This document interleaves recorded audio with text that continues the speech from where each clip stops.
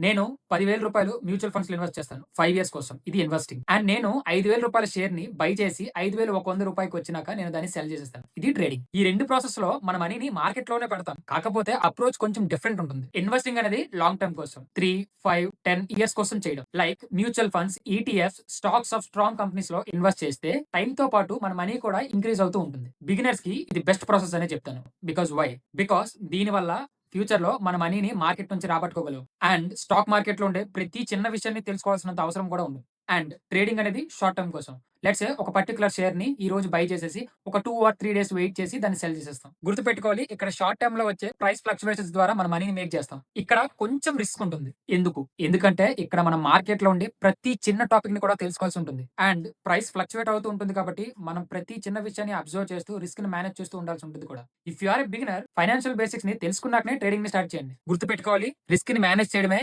దీనిలో major part. Finally investing అంటే ఒక విత్తనం తీసుకున్నామా, దాన్ని ప్లాంటింగ్ చేసినామా, అది చెట్టుగా మారే వరకు వెయిట్ చేస్తాం. అదే ట్రేడింగ్, అదే చెట్టు నుంచి పడిన ఫ్రూట్స్ ని అమ్ముతూ డబ్బులు సంపాదిస్తాం. సో ఇక్కడ మనం గుర్తుపెట్టుకోవాల్సింది ఏంటంటే ఈ రెండింట్లో పర్పస్ చాలా డిఫరెంట్ గా ఉంటుంది. So decide out, investing trading అనేది. ఇంకొక విషయం, ట్రేడింగ్ చేసేటప్పుడు ఒక విషయాన్ని మంచిగా గుర్తుపెట్టుకో, రిస్క్ ని మేనేజ్ చేయడం రావాలి. ఎందుకంటే మన హార్డ్ అండ్ మనీని పెడుతున్నాం, కొంచెం జాగ్రత్తగా వ్యవహరించడానికి ట్రై చేయండి. సో ఇంకెందుకు లేటు, 2026 లో ఎవరైతే ఫ్రెష్ గా స్టార్ట్ చేద్దాం అనుకున్న నీ ఫ్రెండ్ కి రీల్ ని షేర్ చేసి ఫాలో చేసి వెళ్ళడానికి ట్రై చేయి. ఎందుకంటే నాకు కూడా ఒక బూస్ట్ అప్ లా ఉంటుంది.